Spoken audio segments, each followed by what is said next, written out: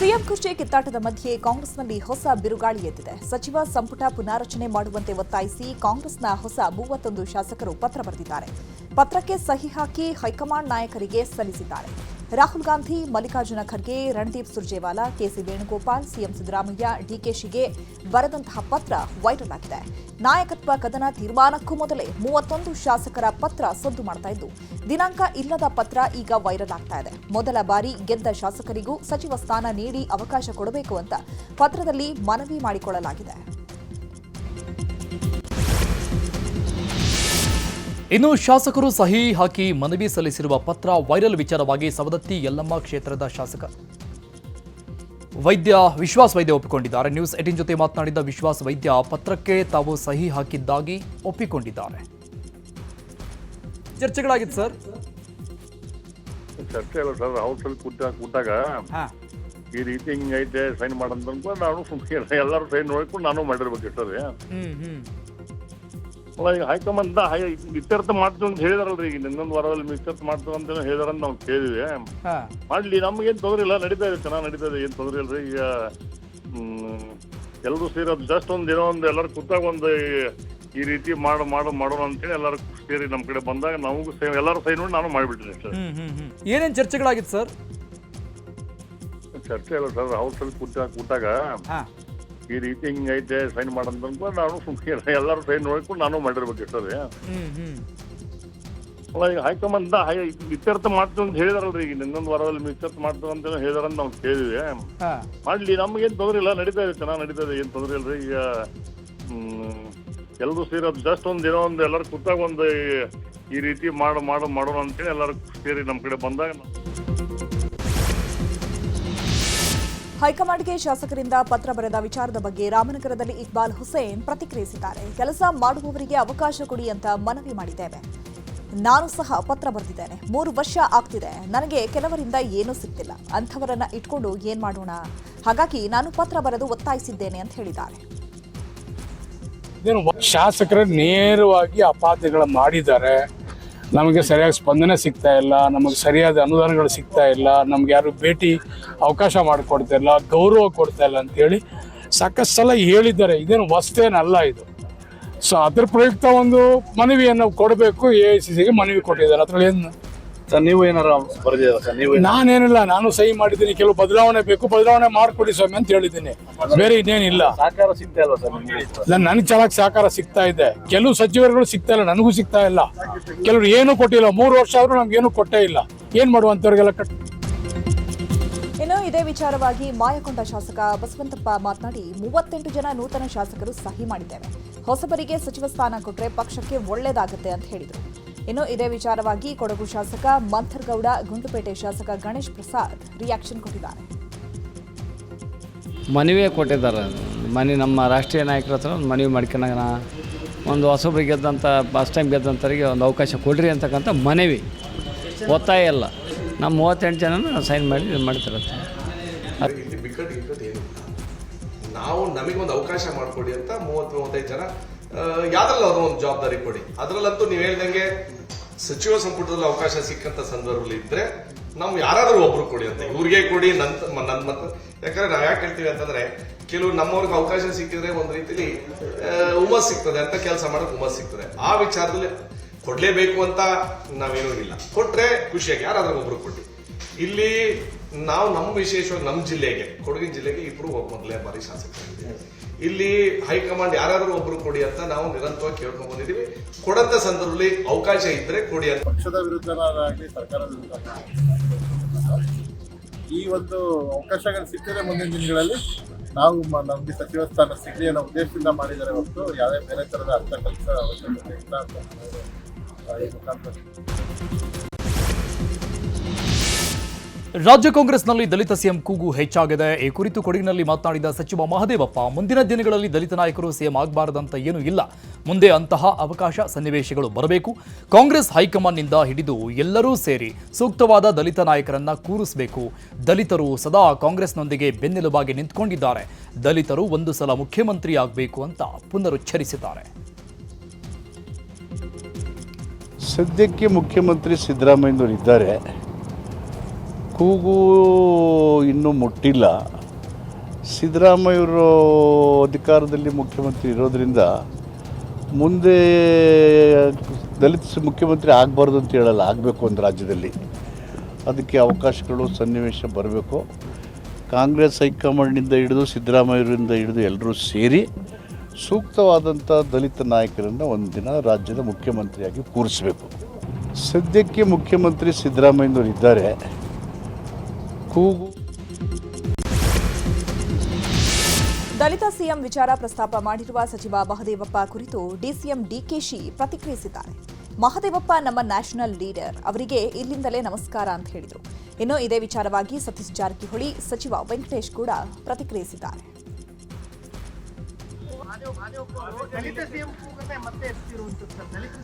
ಅವರು ನಮ್ಮ ನ್ಯಾಷನಲ್ ಲೀಡ್ರು, ಅವರು ನಮ್ಮ ನ್ಯಾಷನಲ್ ಲೀಡ್ರು, ಇಲ್ಲಿಂದಲೇ ಅವ್ರಿಗೆ ನಮಸ್ಕಾರ.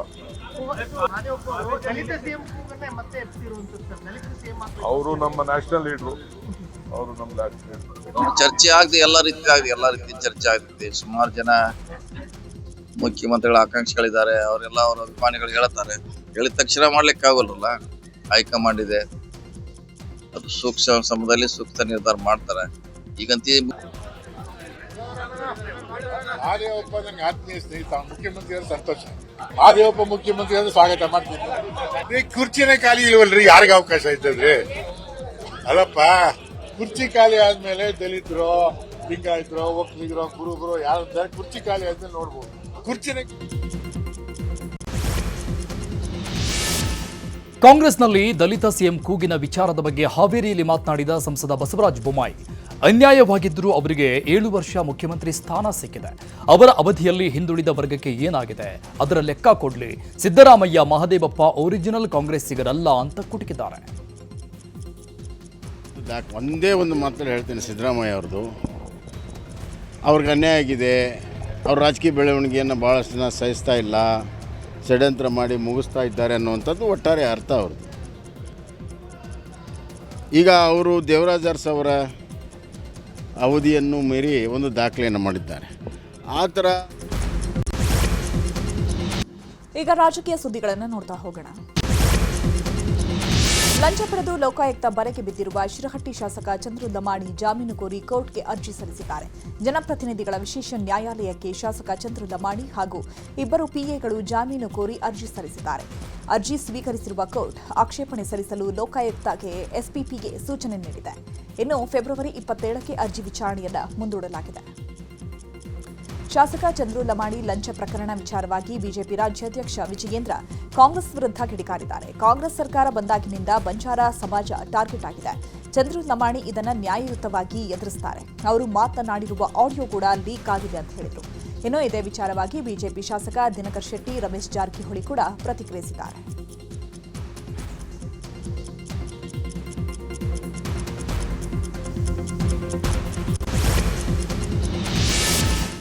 ಶಾಸಕ ಚಂದ್ರು ಲಮಾಣಿಗೆ ಲೋಕಾಯುಕ್ತ ಟ್ರ್ಯಾಪ್ ವಿಚಾರ ಬಿಜೆಪಿಗೆ ಭಾರಿ ಮುಜುಗರ ತರಿಸಿದೆ. ಹೀಗಾಗಿ ವಿಧಾನಸೌಧದಲ್ಲಿ ಬಿಜೆಪಿ ರಾಜ್ಯಾಧ್ಯಕ್ಷ ವಿಜೇಂದ್ರ ಹಾಗೂ ವಿಪಕ್ಷ ನಾಯಕ ಅಶೋಕ್ ಚರ್ಚೆ ಮಾಡಿದ್ದು ಚಂದ್ರು ಲಮಾಣಿಗೆ ನೋಟಿಸ್ ಕೊಡೋಕೆ ತೀರ್ಮಾನ ಮಾಡಿದ್ದಾರೆ.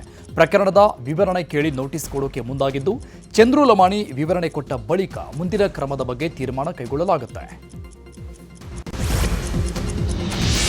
ಚಂದ್ರು ಲಮಾಣಿ ಲೋಕಾಯುಕ್ತ ಟ್ರ್ಯಾಪ್ ಪ್ರಕರಣದಲ್ಲಿ ಸ್ವಾಮೀಜಿಗಳ ಕೈವಾಡವಿದೆ ಎಂಬ ಆರೋಪದ ಬಗ್ಗೆ ಗದಗದಲ್ಲಿ ಮಾತನಾಡಿದ ಅದರಹಳ್ಳಿ ಗವಿಮಠದ ಕುಮಾರ ಮಹಾರಾಜ ಸ್ವಾಮೀಜಿ, ಚಂದ್ರು ಲಮಾಣಿ ಬಗ್ಗೆ ಮಾತನಾಡಿದ್ದು ಸತ್ಯ. ಆಡಿಯೋದಲ್ಲಿ ನಾನೇ ಮಾತನಾಡಿದ್ದು 6 ತಿಂಗಳ ಹಳೆಯದದು. ಮುಂದಿನ ಚುನಾವಣೆಯಲ್ಲಿ ತಕ್ಕ ಪಾಠ ಕಲಿಸಬೇಕು ಅಂತ ಮಾತನಾಡಿದ್ದೇನೆ. ಆದರೆ ಈ ಲೋಕಾಯುಕ್ತ ದಾಳಿಗೂ ನನಗೆ ಯಾವುದೇ ಸಂಬಂಧ ಇಲ್ಲ ಅಂತ ಹೇಳಿದ್ದಾರೆ.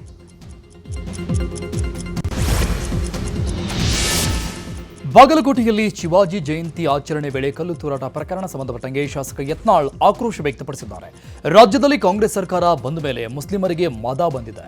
ಮದ್ದೂರಿನ ಗಣಪತಿ ರಾಯಣ್ಣನ ಮೂರ್ತಿಗೆ ಅಪಮಾನ ಮಾಡ್ತಾರೆ. ಈಗ ಬಾಗಲಕೋಟೆಯಲ್ಲಿ ಶಾಂತಿಯಲ್ಲಿ ಹೋಗ್ತಾ ಇದ್ದ ಮೆರವಣಿಗೆಗೆ ಕಲ್ಲು ತೂರಿದ್ದಾರೆ. ಎಸ್ಪಿ ಕೂಡಲೇ ಕಲ್ಲು ಎಸೆದವರನ್ನ ಅರೆಸ್ಟ್ ಮಾಡಬೇಕು, ಅದನ್ನು ಬಿಟ್ಟು ಹಿಂದೂಗಳ ಮೇಲೆ ಲಾಠಿ ಚಾರ್ಜ್ ಮಾಡೋದಲ್ಲ ಅಂತ ಕಿಡಿಕಾರಿದ್ದಾರೆ.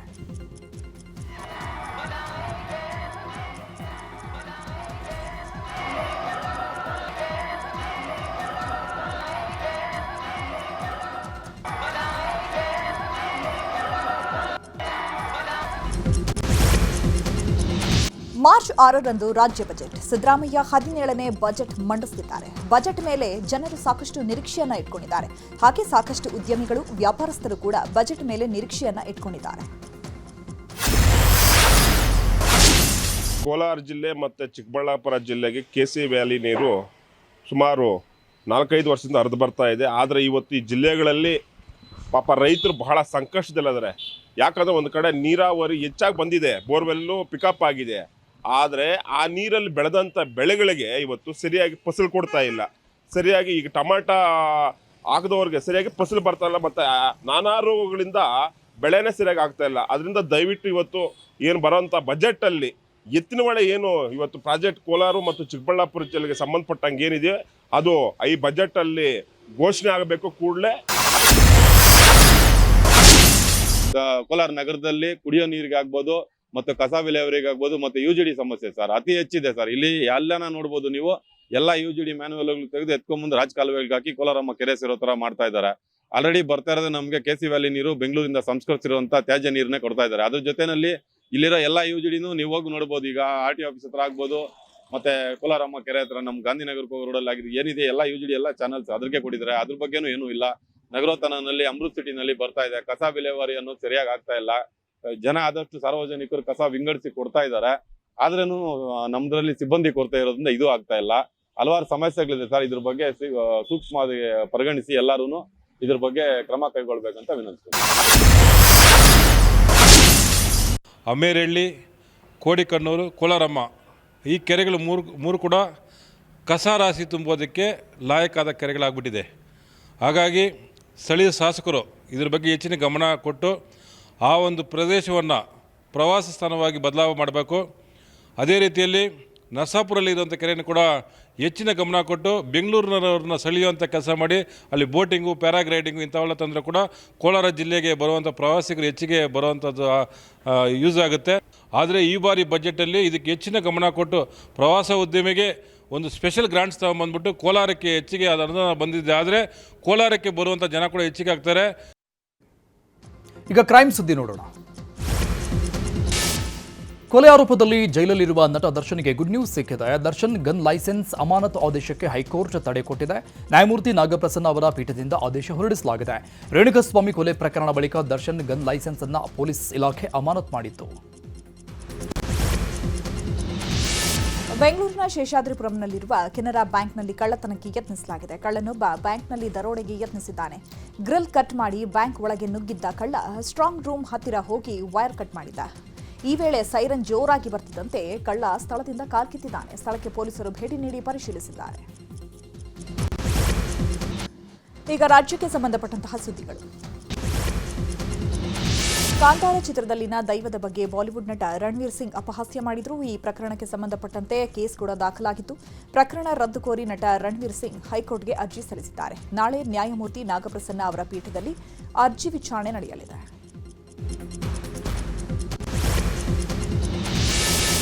ಚಾಮರಾಜನಗರದಲ್ಲಿ ನಿನ್ನೆ ಕಾಡಾನೆ ದಾಳಿಗೆ ಮಹಿಳೆ ಮೃತಪಟ್ಟಿದ್ದರು. ಕಾಡಾನೆ ದಾಳಿ ಖಂಡಿಸಿ ಪ್ರತಿಭಟನೆ ಮಾಡುತ್ತಿದ್ದವರ ಮೇಲೆ ಪೊಲೀಸರು ಲಾಠಿ ಚಾರ್ಜ್ ಮಾಡಿದರು. ಲಾಠಿ ಚಾರ್ಜ್ ವಿರೋಧಿಸಿ ಇವತ್ತು ಬಾಳೆಹೊನ್ನೂರಿನಲ್ಲಿ ಜನ ಪ್ರತಿಭಟನೆ ಮಾಡಿದ್ದಾರೆ. ಸ್ಥಳಕ್ಕೆ ಸಂಸದ ಕೋಟಾ ಶ್ರೀನಿವಾಸ್ ಪೂಜಾರಿ ಆಗಮಿಸಿ ಪ್ರತಿಭಟನಾಕಾರರ ಮನವೊಲಿಸುವಲ್ಲಿ ಯಶಸ್ವಿಯಾಗಿದ್ದಾರೆ. ಇನ್ನು ಪ್ರತಿಭಟನಾಕಾರರ ವಿರುದ್ಧ ದಾಖಲಾಗಿರುವ ಕೇಸ್ಗಳನ್ನು ವಾಪಸ್ ಪಡೆಯುವಂತೆ ಎಸ್ಪಿ ಜಿತೇಂದ್ರಗೆ ಜನ ಮನವಿ ಮಾಡಿದ್ದಾರೆ. ಲಾಠಿ ಚಾರ್ಜ್ ಆಗಿಲ್ಲ. ಇದು ಬೆಳಗ್ಗೆಯಿಂದ ಸಂಜೆ ತನಕ ಅವರಿಗೆ ಅವಕಾಶ ಕೊಟ್ಟಿದ್ದೀನಿ. We are also sympathetic to the cause only. But ಈಗ ಸಂಜೆ ಎಲ್ಲ ಬಂದು ಮತ್ತೆ ಮಾತಾಡಿ ಮತ್ತು ಅವರಿಗೆ ಏನು ಮನವಿ ಇತ್ತು, ಏನು ಡಿಮಾಂಡ್ ಇತ್ತು ಎಲ್ಲ DC ಸಾಹೇಬರಿಗೆ ಕೊಟ್ಟು ಆಮೇಲೆ ಅವರಿಗೆ ಸ್ವಲ್ಪ ಫೋರ್ಸ್ಫುಲಿ ರೋಡ್ ಓಪನ್ ಮಾಡೋಕ್ಕೆ ಅವರಿಗೆ ಬಿಟ್ಟಿದ್ದೀನಿ ಅಷ್ಟೇ. ಇಲ್ಲ ಲಾಠಿ ಚಾರ್ಜ್ ಆಗಿಲ್ಲ. ಇದು ಬೆಳಗ್ಗೆಯಿಂದ ಸಂಜೆ ತನಕ ಅವರಿಗೆ ಅವಕಾಶ ಕೊಟ್ಟಿದ್ದೀನಿ. We are also sympathetic to the cause only. ಈಗ ದೇಶದ ಪ್ರಮುಖ ಸುದ್ದಿ ನೋಡೋಣ.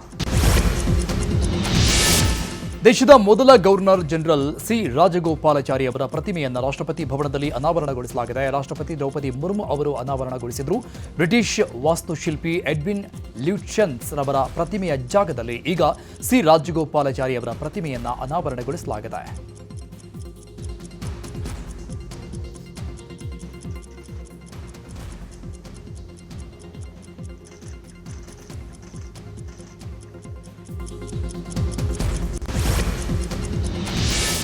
ನಿನ್ನೆ ಜಮ್ಮು ಕಾಶ್ಮೀರದಲ್ಲಿ 3 ಉಗ್ರರನ್ನ ಹೊಡೆದುರುಳಿಸಿದ ಬೆನ್ನಲ್ಲೇ ದೆಹಲಿ ಪೊಲೀಸರಿಗೆ ಬಾಂಬ್ ಬೆದರಿಕೆ ಸಂದೇಶ ಬಂದಿದೆ. ಕೆಂಪುಕೋಟೆ ಮತ್ತು ದೆಹಲಿ ಸಚಿವಾಲಯಗಳ ಮೇಲೆ ಬಾಂಬ್ ದಾಳಿ ನಡೆಸುವ ಬೆದರಿಕೆ ಇಮೇಲ್ಗಳು ಬಂದಿದೆ. ಖಲಿಸ್ತಾನಿ ಪ್ರತ್ಯೇಕವಾದಿ ಗುಂಪುಗಳಿಂದ ಬೆದರಿಕೆ ಸಂದೇಶ ಬಂದಿದ್ದು ಪೊಲೀಸರು ತನಿಖೆ ಮಾಡುತ್ತಿದ್ದಾರೆ.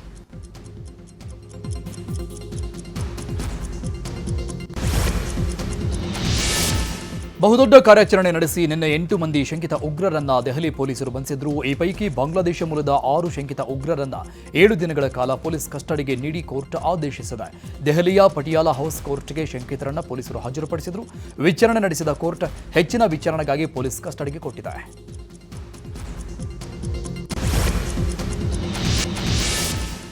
ಮಧ್ಯಪ್ರದೇಶದ ಜಬಲ್ಪುರ್ ಬಳಿ ರಾಷ್ಟ್ರೀಯ ಹೆದ್ದಾರಿ 45ರಲ್ಲಿರುವ ಶಹಪುರ ಸೇತುವೆಯ ದೊಡ್ಡ ಭಾಗ ಕುಸಿದಿದೆ. ರೈಲ್ವೆ ಕ್ರಾಸಿಂಗ್ ಮೇಲೆ ನಿರ್ಮಿಸಿರುವ ಈ ಸೇತುವೆ ಕುಸಿದು ಬಿದ್ದಿದ್ದು ಕಳಪೆ ಕಾಮಗಾರಿ ಆರೋಪ ಕೇಳಿಬಂದಿದೆ. 2015ರಲ್ಲಿ 628.45 ಕೋಟಿ ವೆಚ್ಚದಲ್ಲಿ ರಸ್ತೆ ಅಭಿವೃದ್ಧಿ ಕಾಮಗಾರಿ ವೇಳೆ ಶಹಪುರ ಸೇತುವೆಯನ್ನು ನಿರ್ಮಾಣ ಮಾಡಲಾಗಿತ್ತು. ಕಾಮಗಾರಿ ನಡೆದು 5 ವರ್ಷದಲ್ಲಿ ಸೇತುವೆಯ ಒಂದು ಭಾಗ ಕುಸಿದು ಬಿದ್ದಿದೆ. ಇದೇ ಫೆಬ್ರವರಿ 26ಕ್ಕೆ ನ್ಯಾಷನಲ್ ಕ್ರಶ್ ರಶ್ಮಿಕಾ ಮಂದಣ್ಣ ಹಾಗೂ ನಟ ವಿಜಯ್ ದೇವರಕೊಂಡ ಆಪ್ತರ ಸಮ್ಮುಖದಲ್ಲಿ ಅದ್ಧೂರಿಯಾಗಿ ಮದುವೆ ಆಗಲಿದ್ದಾರೆ. ಅಭಿಮಾನಿಗಳು ಹೆಸರಿಟ್ಟಿರುವ ವಿರೋಶ್ ಎಂಬ ಹೆಸರಿನಲ್ಲೇ ಮದುವೆ ನಡೆಯಲಿದೆ ಅಂತ ಘೋಷಣೆ ಮಾಡಿದ್ದಾರೆ.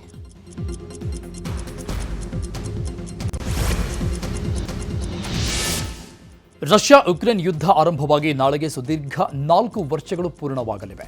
ಅಮೆರಿಕ ಮಧ್ಯಸ್ಥಿಕೆಯಲ್ಲಿ ಶಾಂತಿ ಮಾತುಕತೆ ನಡೀತಾ ಇರುವ ನಡುವೆ ರಷ್ಯಾದ ವಾಯು ಪ್ರದೇಶಗಳ ಮೇಲೆ ಯುಕ್ರೇನ್ ಡ್ರೋನ್ ದಾಳಿ ಮಾಡಿದೆ. ಈ ಹಿನ್ನೆಲೆಯಲ್ಲಿ ಮಾಸ್ಕೋದಲ್ಲಿನ ಎಲ್ಲ 4 ಅಂತಾರಾಷ್ಟ್ರೀಯ ವಿಮಾನ ನಿಲ್ದಾಣಗಳನ್ನು ತಾತ್ಕಾಲಿಕವಾಗಿ ಮುಚ್ಚಲಾಗಿದೆ. ನಿನ್ನೆ ರಾತ್ರಿ ಯುಕ್ರೇನ್ನ 11 ಡ್ರೋನ್ಗಳನ್ನು ರಷ್ಯಾ ಪಡೆ ಹೊಡೆದು ಉರುಳಿಸಿದೆ. ರಷ್ಯಾ ಮತ್ತು ಯುಕ್ರೇನ್ ಯುದ್ಧ ಆರಂಭವಾಗಿ ನಾಳೆಗೆ ಸುದೀರ್ಘವಾಗಿ 4 ವರ್ಷಗಳು ಪೂರ್ಣಗೊಳ್ಳುತ್ತಾ ಇದೆ. ಅಮೆರಿಕದ ಮಧ್ಯಸ್ಥಿಕೆಯಲ್ಲಿ ಶಾಂತಿ ಮಾತುಕತೆ ನಡೀತಾ ಇರುವ ಸಂದರ್ಭದಲ್ಲಿ ರಷ್ಯಾದ ವಾಯು ಪ್ರದೇಶಗಳ ಮೇಲೆ ಯುಕ್ರೇನ್ ಈಗ ಡ್ರೋನ್ ದಾಳಿ ನಡೆಸಿದೆ.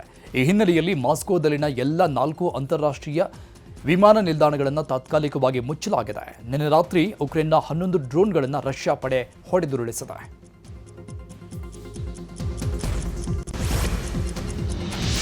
ಅಮೆರಿಕ ಅಧ್ಯಕ್ಷ ಡೊನಾಲ್ಡ್ ಟ್ರಂಪ್ ಅವರ ಟ್ಯಾರಿಫ್ ಕ್ರಮವನ್ನು ಅಮೆರಿಕ ಸುಪ್ರೀಂ ಕೋರ್ಟ್ ಅಸಿಂಧುಗೊಳಿಸಿದೆ.